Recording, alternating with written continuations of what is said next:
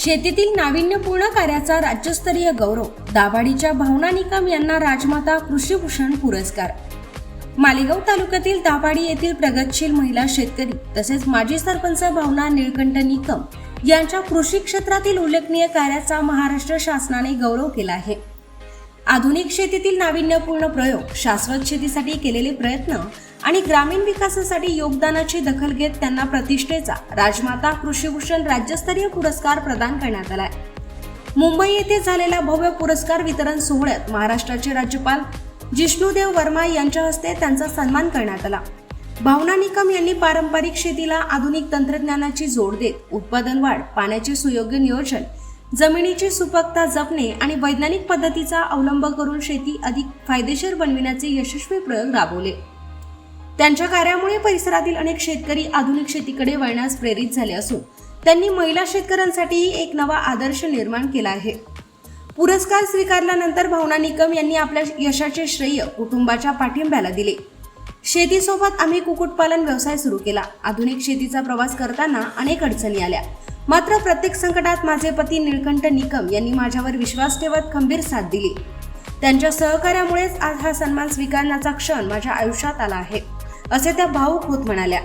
त्यांनी राज्यातील महिलांना शेतीकडे सकारात्मक दृष्टीने पाहण्याचे आवाहन करत आधुनिक तंत्रज्ञानाचा स्वीकार केला। शेती हा नफ्याचा आणि स्वावलंबनाचा मार्ग ठरू शकतो, असा विश्वास व्यक्त केला। भावना निकम यांनी ग्रामविकासातही मोलाचे योगदान दिले आहे। दाभाडी ग्रामपंचायतीच्या सरपंच पदाच्या कार्यकाळात त्यांनी गावात सीसीटीव्ही यंत्रणा उभारणे, विविध विकास कामे मार्गी लावणे आणि नागरिकाभिमुख उपक्रम राबवून गावाच्या विकासाला नवी दिशा दिली। यावेळी त्यांचे पती निळकंठ निकम यांनीही त्यांच्या कार्याचा गौरव करत हा पुरस्कार संपूर्ण परिसरासाठी अभिमानाची बाब असल्याचे सांगितले। समाजकार्यात सक्रिय असलेले निळकंठ निकम हे शिवसेनेचे युवा नेते असून राज्याचे मंत्री दादाजी भुसे यांच्या माध्यमातून विविध विकास कामांमध्येही ते सातत्याने योगदान देत आहेत। भावना निकम यांना मिळालेला राजमाता कृषीभूषण राज्यस्तरीय पुरस्कार हा आधुनिक शेती, महिला सक्षमीकरण आणि ग्रामीण विकासाच्या दिशेने कार्य करणाऱ्या सर्व शेतकरी महिलांसाठी प्रेरणादायी ठरणारा सन्मान असल्याची भावना उपस्थितांनी व्यक्त केली।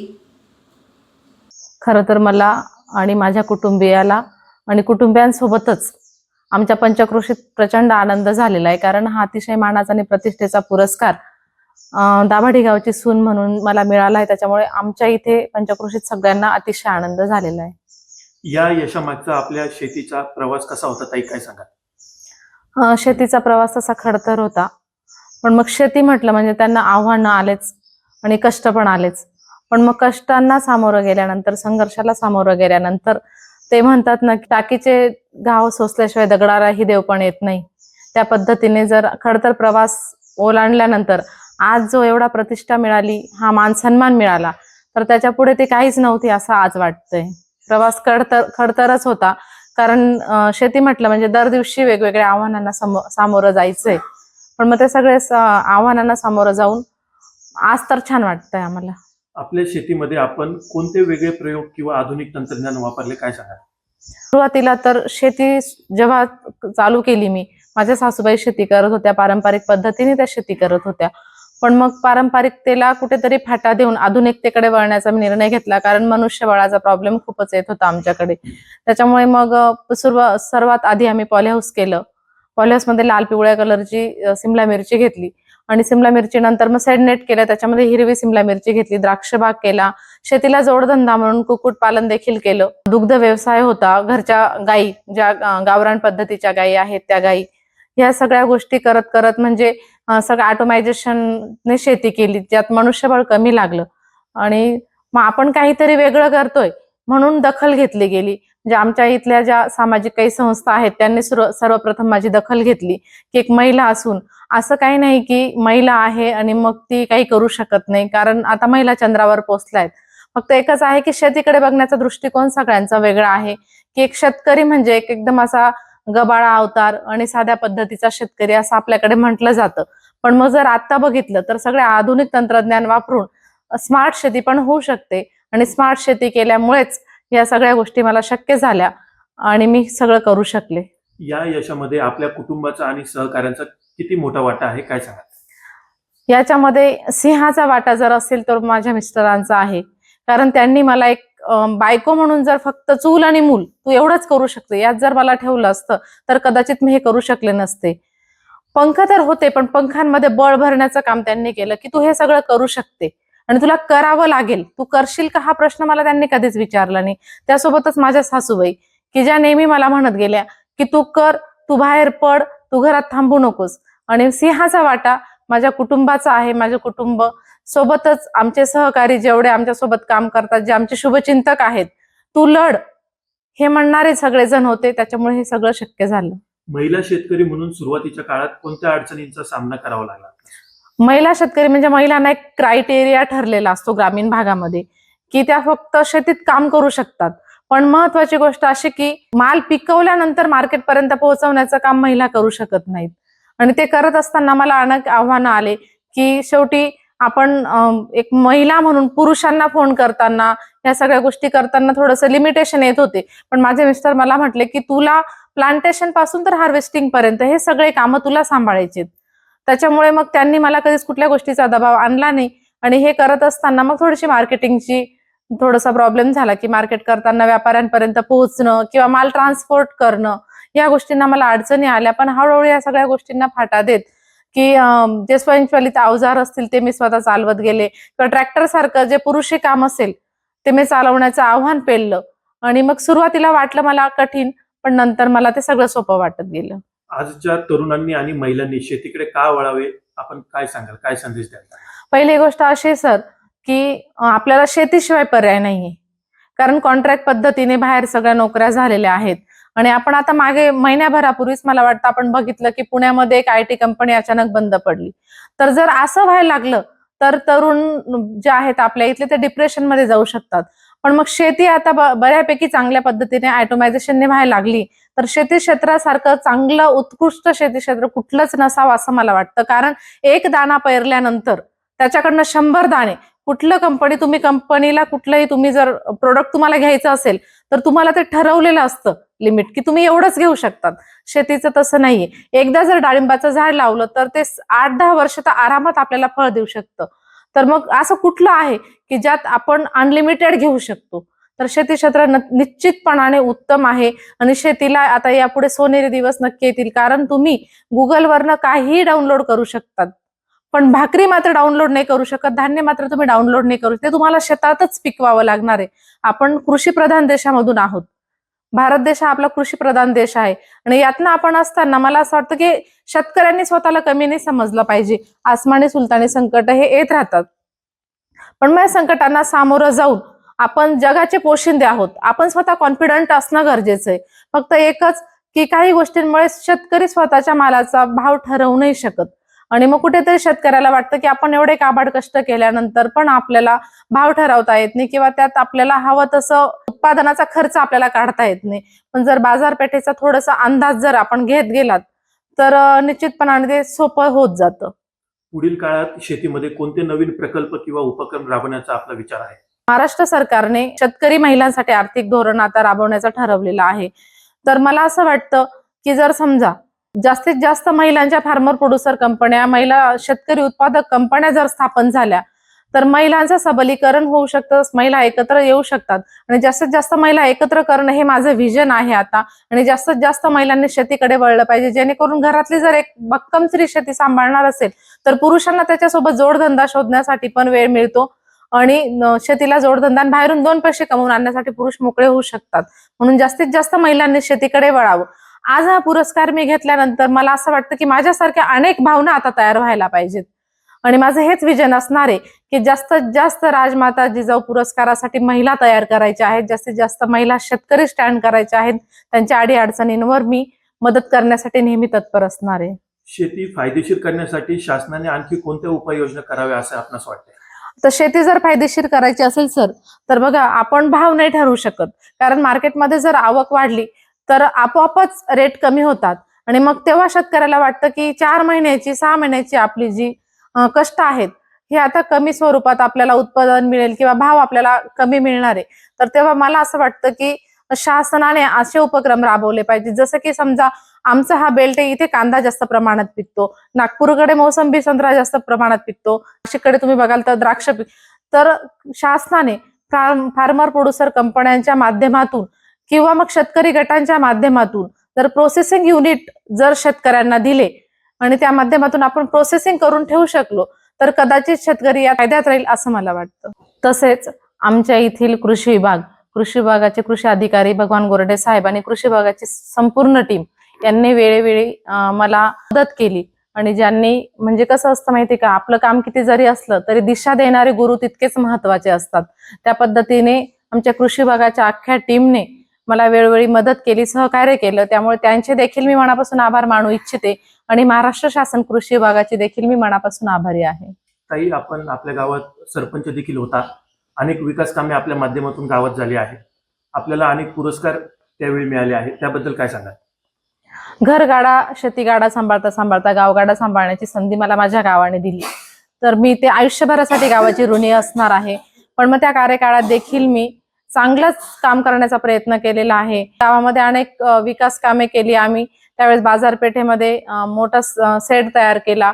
परत गाव ज्या माझ्या कार्यकाळामध्ये मी संपूर्ण गाव सीसीटीव्हीच्या अंडर केलं होतं. अशी विविध कामं केल्यामुळे स्थानिक स्वराज्य संस्थांमध्ये मला आदर्श सरपंच पुरस्कार देखील त्या कार्यकाळामध्ये मला मिळाला होता. आणि मग मी माझं असं म्हणणं असेल की जेव्हा जेव्हा आपल्याला संधी मिळते त्या संधीचं आपण सोनं केलं पाहिजे. आणि आमच्याकडे असं म्हणतात की आपण जे करतो त्याचं 10 पट आपल्याला परत मिळत असतं. त्याच्यामुळे आपण चांगलं करण्याचा प्रयत्न करूया आणि त्याच याच्याने आपल्याला निश्चितपणाने चांगल्या पद्धतीने रिटर्न मिळत असतं. जाता जाता महाराष्ट्रातील शेतकरी महिलांना आपण काय संदेश द्याल? आपण जिजाऊ, सावित्री, अहिल्यादेवी, मा रमाई, भीमाई यांच्या लेकी आहोत आपण. तर मला असं वाटतं की महिलांनी स्वतःला अबला न समजता सबला समजलं पाहिजे, कारण जिच्या हाती पाळण्याची दोरी ती जगास उद्धारी. त्याच्यामुळे स्वतःला आपण असं नाही म्हटलं पाहिजे की मी हे करू शकत नाही. कारण मुलगी जन्माला येते तेव्हा तिला असं म्हटलं जातं की आपल्याला मुलगी आणि मुलगा वाढवताना असं म्हटलं जातं की तू मुलगी आहेस आणि तू मुलगा आहेस. त्याच्यामुळे ते जन्मजात असं बिंबवलं जातं की मी हे नाही करू शकत. पण महिला सगळं काही करू शकतात सर. त्याच्यामुळे महिलांनी प्रत्येक क्षेत्रात स्वतःचा ठसा उमटवलाय. त्याच पद्धतीने शेती क्षेत्रामध्ये हे ठसा उमटायला हवा असं मला वाटतं. भाऊ, नुकताच ताईंना जिजामाता कृषीभूषण पुरस्कार मिळाला आहे. काय पहिली प्रतिक्रिया होती, काय सांगाल? अतिशय छान आनंद वाटला. एखादा व्यक्ती आपल्या कुटुंबातलं जर एखादं काम करत असेल आणि त्याला एवढ्या उंचीचा पुरस्कार मिळत असेल तर 100% आनंदच वाटतो. आणि त्यातल्या त्यात ती माझी अर्धांगिनी आहे म्हणून मलाही त्याचा सन्मान मिळाला. तिथे जाण्याचा योग आला आणि इतक्या मोठ्या स्टेजवर जाण्याची संधी मिळाली. त्याच्यामुळे 100% आनंद आहे. महाराष्ट्रातला सर्वोत्कृष्ट महिला शेतकरी पुरस्कार तिला मिळाला, त्याचा खरंच मनस्वी आनंद आहे. मंत्री दादाजी भुसे साहेबांच्या माध्यमातून, त्यांच्या संबंधातून ग्रामीण भागातील शेती, शिक्षण किंवा विकास कामांमध्ये आपण कसा फायदा मिळाला, काय सांगाल? साहेबांच्या कार्यकाळात साहेब जेव्हा कृषी मंत्री होते, साहेबांनी महाराष्ट्रातला एक मोठं देणं दिलं होतं, पोखरा योजना म्हणून. आणि ती पोखरा योजना आमच्या मालेगाव तालुक्यातही साहेबांमुळे मिळाली. आणि त्याच्यातनं आम्ही मोठ्या प्रमाणात शेतकऱ्यांना सेंडनेट असतील, पॉलिहाऊस असतील किंवा मग ड्रीप इरिगेशन असेल, याचा लाभ आमच्या पंचक्रोशीत मिळवून दिलेला आहे. त्याच्यात मी मोठ्या हिरिरीने भाग घेतला होता. आणि महिला शेतकऱ्यांसाठी भावना स्वतः प्रयत्न करून, भावना त्या कमिटीवर जो असल्यामुळे भावनाने खूप पूर्ण वेळ त्याच्यात काम केलं होतं. आणि आता पण त्या कामामुळे परत साहेबांच्या माध्यमातून तिला त्या कमिटीवर घेण्यात आलं आणि परत ते काम आम्ही जोमाने सुरू केलेलं आहे. मंत्री दादाजी भुसे साहेबांचा एखादा प्रेरणादायी अनुभव काय सांगाल? प्रेरणादायी अनुभव म्हणजे शेतकऱ्यांसाठी प्रचंड जीव ओतणारा माणूस. आणि काम केल्यानंतर सुद्धा कधी असं जाणवलं नाही की मी काम केलं व असं. आता आमच्या इथे दोधाडी म्हणून नदी आहे. ती नदी गेल्या 20 वर्षात कोरडी होती आणि गेल्या 7 वर्षापासून ती उन्हाळ्यात सुद्धा पाण्याने भरलेली असते. गिरणा नदीवर किटीवर आहेत, मोसम नदीवर किटीवर आहेत. त्यांचं प्रेरणादायी काम म्हणजे महाराष्ट्रात म्हणण्यापेक्षा भारतात एकमेव असं संकुल आहे की 1 टाइम 6 डिपार्टमेंट, 6 कॉलेजेस 1 टाइम परवानगी मिळून चालू होणारं आमच्या भागातलं पहिलं काष्टी कृषी विद्यापीठ आहे. छत्रपती शिवाजी महाराज कृषी संकुल आहे. शेतीला व्यवसाय म्हणून यशस्वी करण्यासाठी कोणत्या गोष्टी महत्वाच्या ठरतात? आर्थिक नियोजन, बाजारभावाचा अंदाज येणं आणि प्रचंड कष्ट. शेती करत असताना शासनाच्या कोणत्या योजनांचा आपल्याला शेतीला सर्वाधिक लाभ मिळाला आहे? ड्रीप इरिगेशन आणि स्टोर टँक. या पुरस्कारानंतर आपल्या कुटुंबाची पुढील उद्दिष्ट आणि स्वप्न काय असणार आहे? या पुरस्कारानंतर आता हा शेतीतला सर्वोच्च सन्मान आहे. याच्यापेक्षा काही मोठा सन्मान असेल तो मिळावा एवढी एक अपेक्षा आहे. आणि मला असं वाटतं की तिने आता शेतीकडनं कन्वर्ट होऊन, आता जसं मी व्यवसायात आहे, ती शेतीत आहे, तर तिने शेतीकडनं कन्वर्ट होऊन व्यवसायाकडे, शेतीला संलग्न व्यवसायाकडे कन्वर्ट झालं पाहिजे. एक FPO स्थापन करून त्या FPOच्या माध्यमातून तिचं काम चालू झालेलं आहे, पण त्याच्यात काम वाढलं पाहिजे असं मला वाटतं. यशस्वी शेतकरी दाम्पत्य म्हणून महाराष्ट्रातील शेतकरी कुटुंबांना जाता जाता आपण काय संदेश द्याल? तुमचं डिपार्टमेंट वेगळं असलं पाहिजे. तुमच्या डिपार्टमेंटचा नफा नुकसानावर तुम्ही चर्चा केली पाहिजे. पण जर समजा आता माझ्या डिपार्टमेंटमध्ये नुकसान झालं, कुटुंबाच्या एखाद्या डिपार्टमेंटमध्ये नुकसान झालं, तर ते नुकसान दोघं मिळून सहन केलं पाहिजे. पण 100% तुमचे डिपार्टमेंट वेगळे असले पाहिजे, तुमचे आर्थिक व्यवहार वेगळे असले पाहिजे आणि त्याच्यात तुम्ही दोघांनी संगनमताने किंवा एकत्र कुटुंबांनी संगनमताने काम केलं पाहिजे. एवढंच मी म्हणेल. काम केल्याशिवाय पर्याय नाही, पण संगनमताने केलं पाहिजे. नमस्कार, मी प्राध्यापक सोनाली निकम, नेमिनाथ जैन येथे केमिस्ट्री डिपार्टमेंटला कार्यरत आहे.